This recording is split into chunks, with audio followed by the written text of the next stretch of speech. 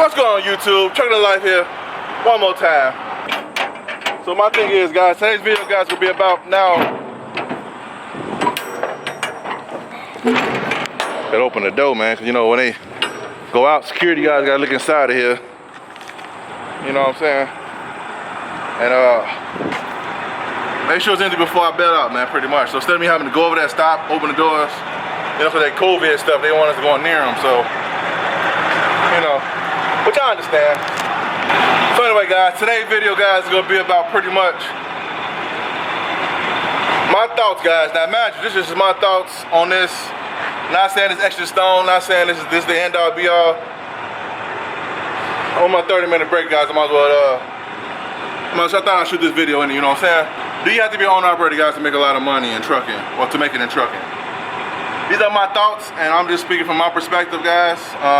Anyway, my thoughts, guys, is if you be an owner-operator, being an owner-operator, it's okay.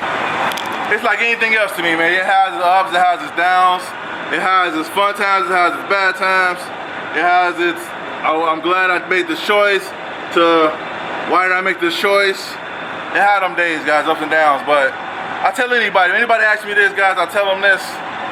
If you want to be an owner-operator just because of more money, I wouldn't do it just because of more money.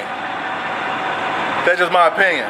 But if you're doing it because it's on a bucket list to do, and you possibly want to make more money, then I'll do it between the last two options. It's on the bucket list, or you want to make money and it's on the bucket list.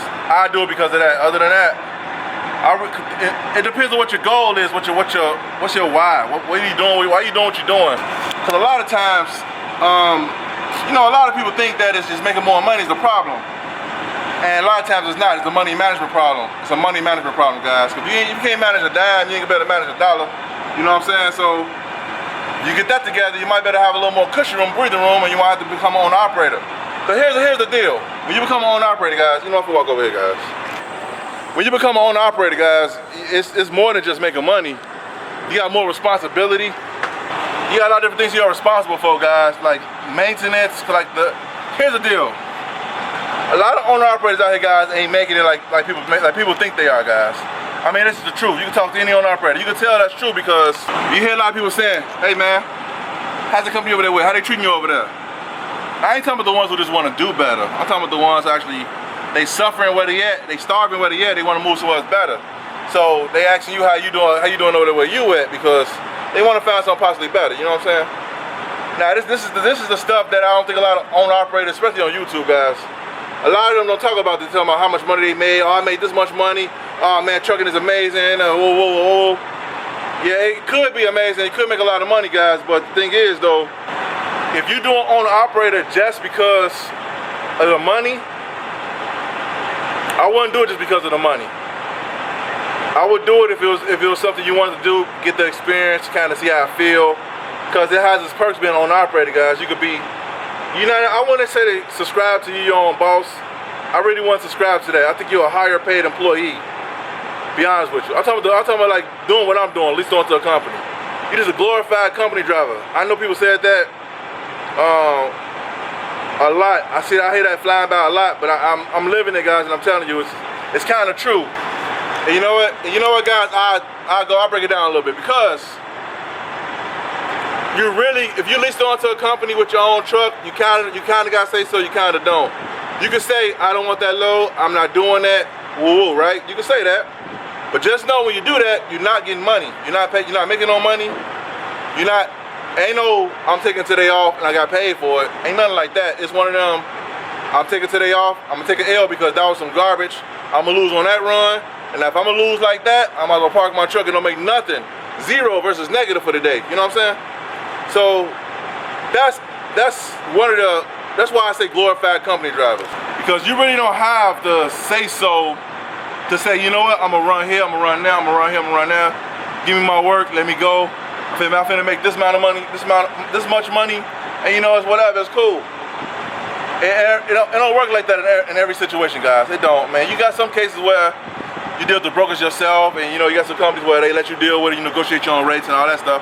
But still, even dealing with brokers, guys, you gotta negotiate your rate. So that's why I say, when some people say they want to be an owner-operator, I ask them, what's the reason for doing it? Why do you want to do it? For the experience or for the money? if it's just for the money, guys, to be successful in this trucking game, if you bring home $1,000, $1,200 a week as a company driver, and you home daily or you home every other day and you're really working hard, when that truck break down, that ain't coming out your bottom line. Or when you want to take off work, you got PTO days or sick days or whatever, that ain't coming out your pocket because you got days stored up, right? These are all the things, guys, you got to really take into consideration when you get your own truck, your own authority, or you get your own truck and you lease onto a company, you become an owner operator. You have to take all this into consideration, guys. That's a lot deeper than what I'm going. So that's what I'm saying. It's more than just I want to make more money. If I could do it again, I would become an owner operator because, for one, me personally, I wanted to get the biggest truck they had, the biggest trailer, longest trailer they had, turn it sideways, or turn the building side, the tallest building they got, turn it sideways, and drive it up the road. I just like the challenge of driving trucks. I just like the challenge of backing up in crazy places. I like the challenge of all that stuff. But after all that feeling was gone, it's still in there a little bit, but most of it was gone when I realized I gotta make a living while I'm out here. It ain't just about driving a nice piece of equipment. You know, I used to get caught up in this, guys, when I was with a company. And as a company, when I was a company driver, they had like older trucks, newer trucks, this and the other, right? And now that I'm thinking about it back before, we come in, the new guy, he's supposed to get the raggedy truck, you know what I'm saying, the oldest truck in the yard. I'm coming in, man, some of these guys getting a new truck. Like, dude, how you get a new truck, dude? You ain't even been here a long time. How you gonna take my truck? And I get the ragamuffin, you get the good one, and you ain't put no work in. I used to take it real serious back then, like, dude, you gotta get about that truck. That's mine, man. I ain't finna ride with the hard spring ride this truck, not today. I'm getting air ride today, baby. Or you got the certain trucks that got air conditioning and some don't. You know what I'm saying?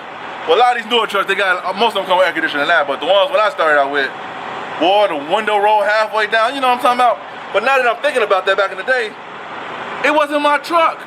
You know why I was thinking like that, guys? I was thinking like that because I didn't understand why I was going to work. I thought I was going to work to ride in a nice truck, not to be hot that day and make my money.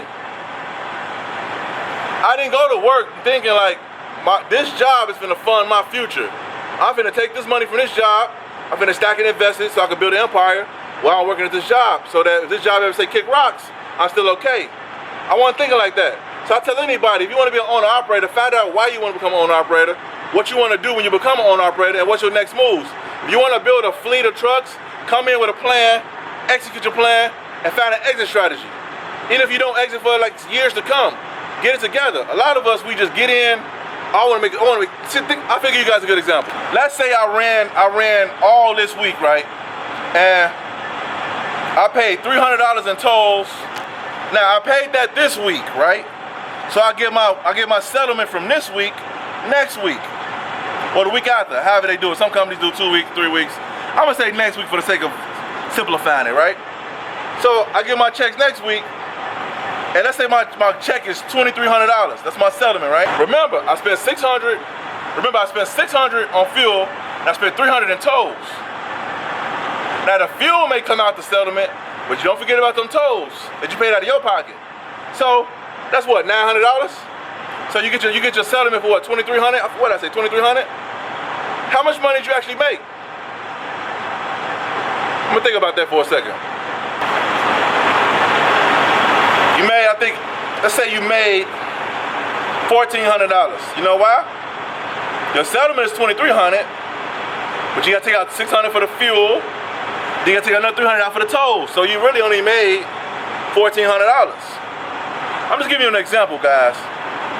That's what I think a lot of people, they see the big number. They see the big number and they think they winning, guys. Not saying that you can't win being an owner operator, you could. I'm just saying before anybody do it, I would recommend them understand why you're doing it and what you're trying to get out of it and where you're trying to go from it. I wouldn't just become an owner operator just because you want to make more money. It's deeper than that. It's more ways to make more money with less overhead than just becoming an owner operator. That's all I'm saying. That truck is a classroom. You can learn how to build an empire up under somebody else's brand. You can be an entrepreneur up under somebody else's company and still build your own empire. That's what I'm saying. There's more than one way to skin a cat. So I'm not saying don't become an owner operator, guys. I'm not saying that at all. If you want to become one, become one. Just don't do it because of the money. I'm just saying, don't do it because of the money. Because once you do it, you'll find out. There's a lot of owner operators out here checking it, guys. Jumping from one job to another one. trying to find out who's paying better, who's paying more. But they tired of the games over here. They tired of the dispatch shuffle over there.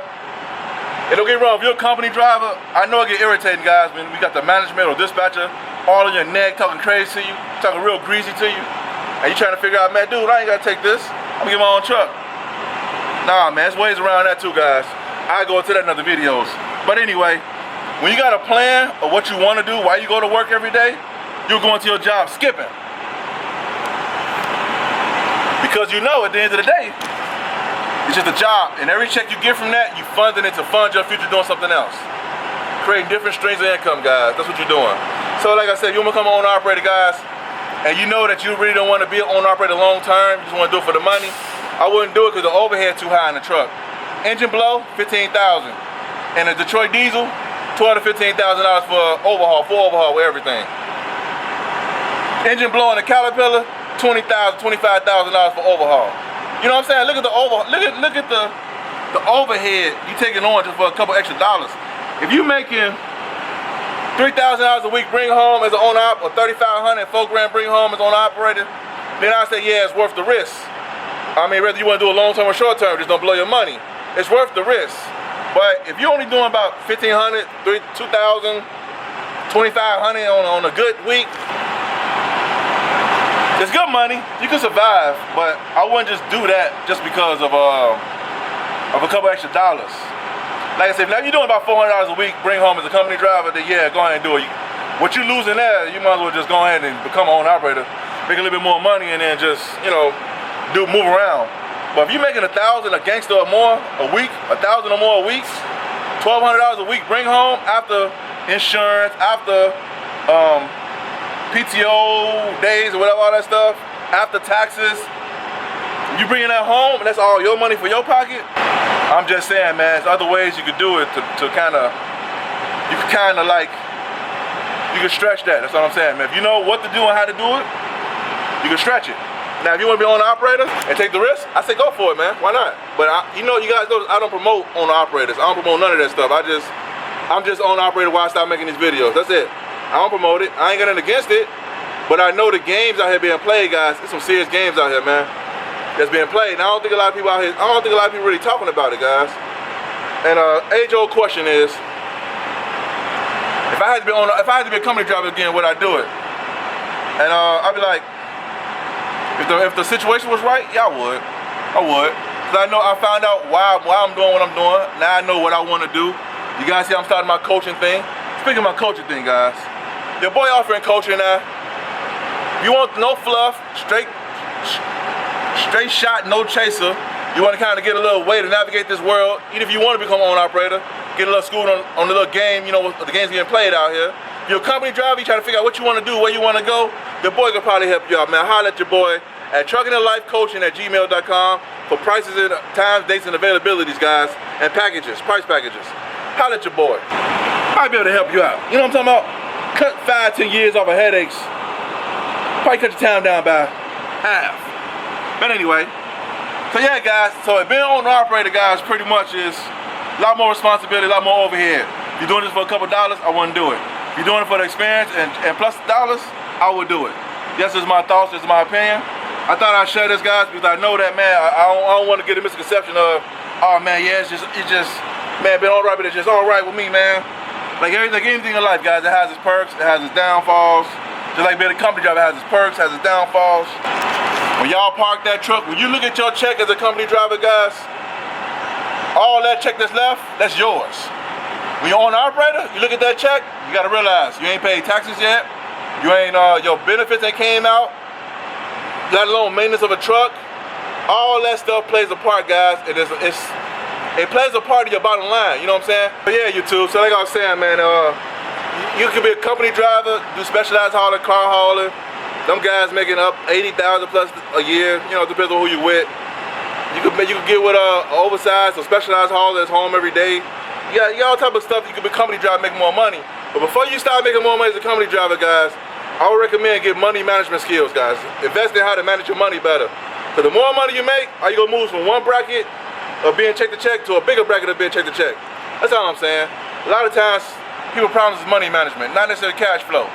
Sometimes it is cash flow, sometimes your money is short. But I'm just saying, anyway. So yeah, YouTube, that's my thoughts on this thing, guys. Like I say, leave your comments below what you think about it, guys. We can have a conversation about this, because I don't want to see people get sent off out here thinking it's real sweet. And some people out here winning, guys, don't get me wrong, but for the most part, you got to find out how the game is played. Know the rules, play the game right. If you don't know the rules, you will lose every time. That's all I'm saying. But anyway, alright, YouTube, hope this video is helpful. Give you a lot of understanding of what's going on around here. And I'll see you guys in the next video. Peace.